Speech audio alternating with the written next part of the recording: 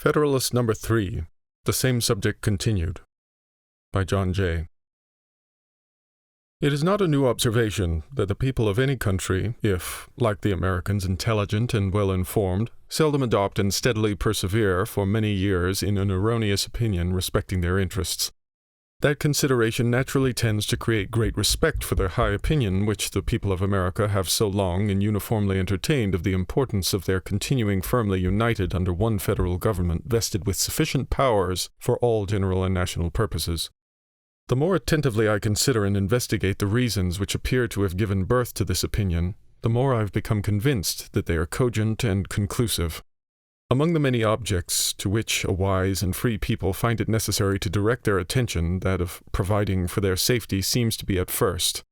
The safety of the people doubtless has relation to a great variety of circumstances and considerations, and consequently affords great latitude to those who wish to define it precisely and comprehensively.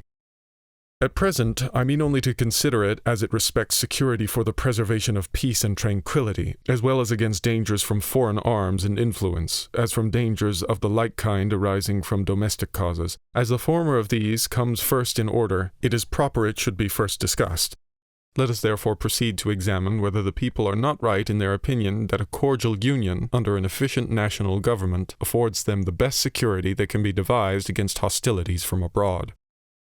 The number of wars which have happened or will happen in the world will always be found to be in proportion to the number and weight of the causes, whether real or pretended, which provoke or invite them.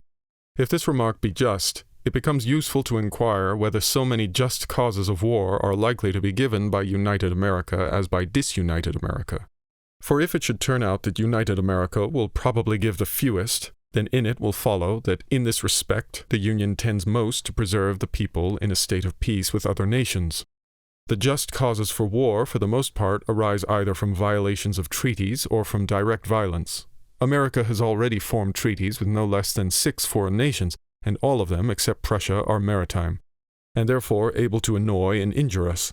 She has also extensive commerce with Portugal, Spain, and Britain, and, with respect to the 2 latter, has, in addition, the circumstances of neighborhood to attend to. It is of high importance to the peace of America that she observe the laws of nations towards all these powers, and to me it appears evident that this will be more perfectly and punctually done by one national government than it could be either by 13 separate states or by 3 or 4 distinct confederacies. For this opinion various reasons may be assigned.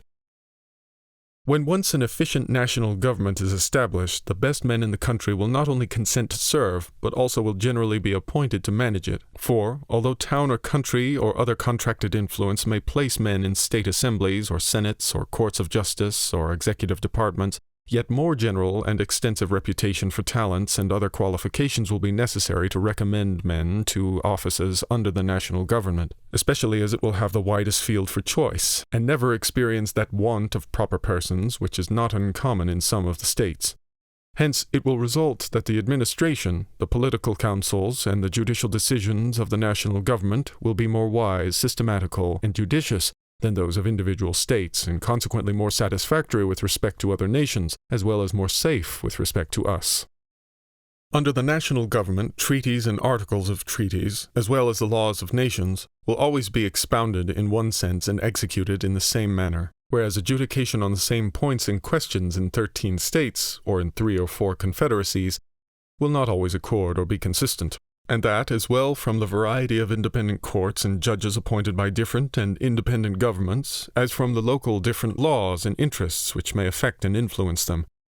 The wisdom of the convention in committing such questions to the jurisdiction and judgment of courts appointed by and responsible only to one national government cannot be too much commended.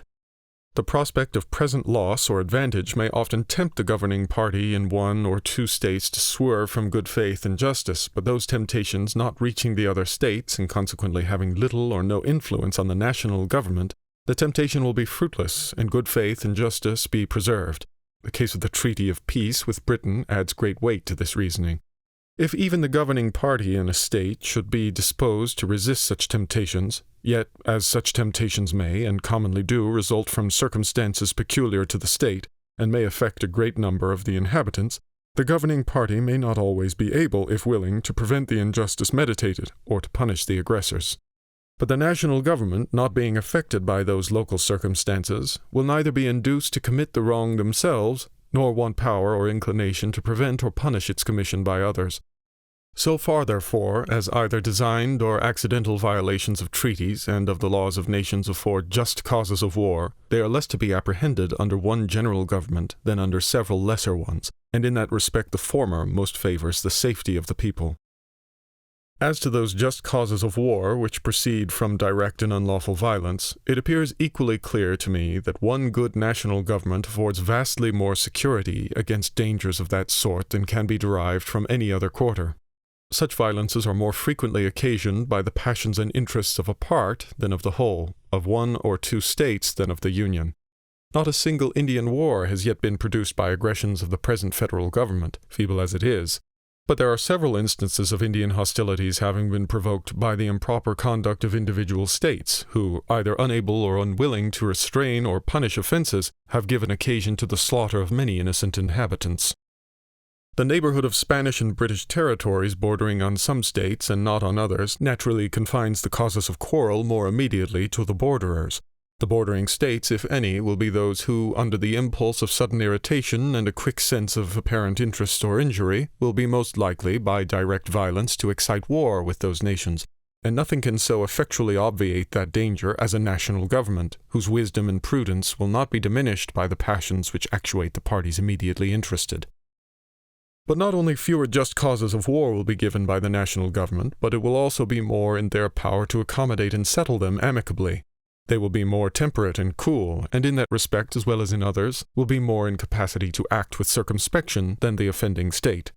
The pride of states, as well as of men, naturally disposes them to justify all their actions and opposes their acknowledging, correcting, or repairing their errors and offenses.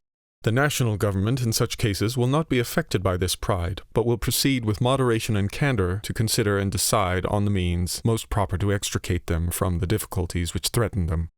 Besides, it is well known that acknowledgments, explanations, and compensations are often accepted as satisfactory from a strong united nation, which would be rejected as unsatisfactory if offered by a state or confederacy of little consideration or power. In the year 1685, the state of Genoa, having offended Louis XIV, endeavored to appease him. He demanded that they should send their doge or chief magistrate, accompanied by 4 of their senators, to France to ask his pardon and receive his terms. They were obliged to submit to it for the sake of peace. Would he on any occasion either have demanded or have received the like humiliation from Spain or Britain or any other powerful nation? Publius.